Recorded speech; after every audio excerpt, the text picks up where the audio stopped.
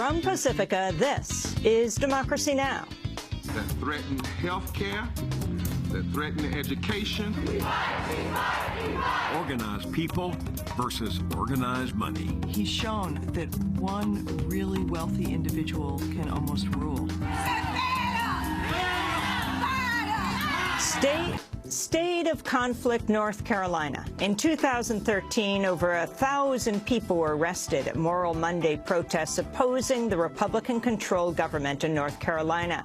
Now protesters are planning their biggest rally yet, the Moral March on Raleigh. Today we'll be joined by legendary broadcaster Bill Moyers and air excerpts of his new report on the political crisis in the Tar Heel state. For the first time in almost 150 years, Republicans control the governorship and both houses of the legislature, where they have a veto-proof majority. And they're using their monopoly of power to enact laws the Charlotte Observer says will touch every North Carolinian's pocketbook, every student's classroom, and every voter's experience at the poll. Bill Moyers and State of Conflict, North Carolina for the hour. All that and more coming up. Welcome to Democracy Now!, democracynow.org, The War and Peace Report. I'm Amy Goodman. Over 60 people were killed in Egypt this weekend in clashes surrounding the third anniversary of the uprising that ousted Hosni Mubarak. Thousands of people turned out in Cairo's Tahrir Square, the epicenter of the revolution. But fighting broke out between supporters of the Muslim Brotherhood and state forces, as well as backers of the military government that ousted the Brotherhood from power last year. Over 1,000 people were detained by Sunday night in a sign of growing activity by militants. An Egyptian army helicopter was shot down in the Sinai Desert, killing all 5 soldiers on board. The group Ansar Beit al-Maqas has claimed responsibility. 6 people were also killed in a series of bombings around Cairo. Following the weekend's violence, the military government said it would hold presidential elections earlier than its political roadmap had called for before the races to select a new parliament. Egyptian military leader General Abdel Fattah al-Sisi, who led the coup that overthrew President Mohamed Morsi, is widely expected to run. The Syrian government and opposition leaders are holding face-to-face talks for the first time at the UN-backed peace conference in Geneva. This weekend's sessions focused on humanitarian gestures after initially facing potential collapse. UN envoy Lakhdar Brahimi said the Syrian government has agreed to let women and children leave the besieged city of Homs. Hopefully, starting tomorrow, women and children will be able to leave the old city in Homs. And I hope that the rest of the civilians will be able to leave soon after that. Homs has been under government siege for the past 18 months, and hundreds of civilians are in need of aid. Today's negotiations are focusing on plans for a political transition, a key sticking point between the two sides. The Syrian opposition and world powers, including the U.S., have demanded the departure of Syrian President Bashar al-Assad. Ahead of today's talks, a spokesperson for the opposition Syrian National Coalition said the Assad regime has sought to stonewall discussions on a political transition. As far as the issue of the president is concerned, President Bashar al-Assad is the president of the Syrian Arab Republic until the Syrian people says something else. I think every Syrian has the right to be nominated, to be elected or not to be elected. That's why we are coming here to say, look, the only solution at the end of the tunnel is to go to elections. Assad regime has ruled out Assad's departure. Syria's deputy foreign minister said Syria's future will be decided by elections in which Assad would presumably run. We'll start talking about transition from dictatorship to democracy. Clearly, the regime is not enthusiastic to talk about that.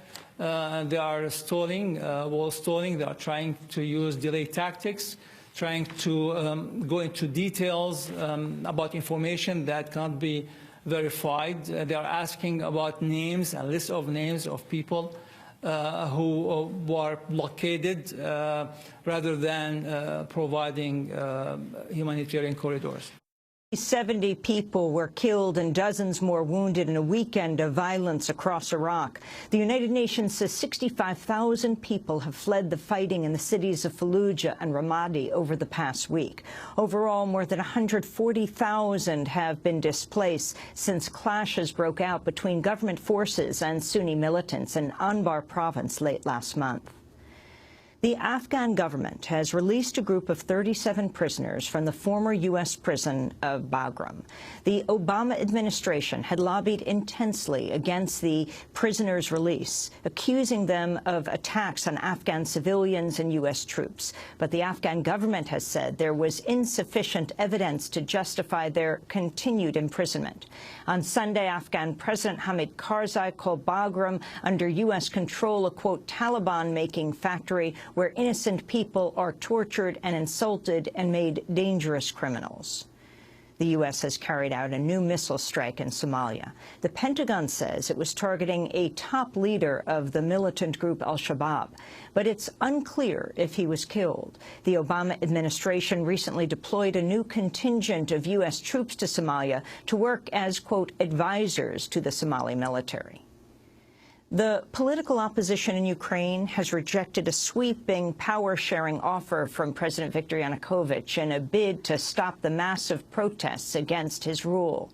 Over the weekend, Yanukovych proposed the installation of top opposition leaders in key government positions, the release of political prisoners, and the re-evaluation of new anti-protest laws. But addressing the massive crowds in Kiev's Independence Square, opposition leaders said protests will continue until elections are called for this year. More than a dozen anti-government rallies have been taking place nationwide. 3 people are dead after a gunman opened fire in a Maryland shopping mall before taking his own life. The gunman was 19 years old, while the victims were 21 and 25-year-old employees of a skateboard store. A witness described the scene. I was in Sears looking around, and I heard a bang, and I said, man, that kind of sounds like a gunshot. And then I see people running, and I heard some people screaming, and I heard it again, and it was just boom, boom, boom, and people just started screaming and running, and it was just complete madness. And I got out as quick as I could. You know, I definitely heard at least 4 or 5 gunshots. In another incident of gun violence, a student was killed Friday in a campus shooting at South Carolina State University. It was at least the 5th school shooting in the United States this month. An advisor to Edward Snowden has ruled out plea talks with the U.S. government unless Snowden is offered amnesty. Attorney General Eric Holder said last week he's open to meeting with Snowden's lawyers, but ruled out the prospect of amnesty or clemency. Calls for clemency have grown in recent weeks after Snowden's disclosures led President Obama to announce a series of NSA reforms, and an independent government panel declared the agency's bulk collection of phone records illegal. Speaking to NBC from Russia, Snowden advisor Jesslyn Radak said Snowden should be able to return a free man. It's a little disheartening that he seemed to take clemency and amnesty off the table, which are 2 of the negotiating points. But again, none of us have been contacted yet about restarting negotiations. And also, I think the no harm, no foul is not apt. I mean, there has been plenty of suffering on the part of Edward Snowden. He's been punished quite a bit already. And while we are glad to dialogue and negotiate, he's not going to come back and face an espionage prosecution. West Virginia has ordered the removal of all storage tanks from the site that leaked chemicals into the state's water supply earlier this month. Over 300,000 people were left without tap water for as long as 10 days after the company Freedom Industries leaked the chemical crude MCHM into the Elk River. The Freedom Industries facility is just a mile upriver from the area's main water plant. Under the order, Freedom Industries will be forced to remove all 17 of its tanks. JPMorgan Chase has handed CEO Jamie Dimon a massive compensation package despite a year that saw the financial giant pay off a record amount of criminal fines. Dimon's pay jumped 74% to $20 million for 2013, most of it in bonuses. The $20 million figure amounts to $1 million for each $1 billion that JPMorgan paid last year to resolve government probes into illegal activity. Most recently, JPMorgan paid $2.6 billion for failing to disclose suspicions of fraud in what turned out to be a massive Ponzi scheme by Bernie Madoff. And a Texas hospital has removed a brain-dead pregnant woman from life support following a lengthy battle with family members who said keeping her on life support would go against her wishes. Marlise Munoz collapsed in November when she was 14 weeks pregnant. Despite her family's pleas, the hospital kept Munoz on life support because of her pregnancy. On Friday, a judge ruled the hospital had to disconnect Munoz because she was legally dead. Her life support was turned off on Sunday. Family attorneys say her relatives will now, quote, proceed with the somber task of laying Marlise Munoz's body to rest and grieving over the great loss that has been suffered.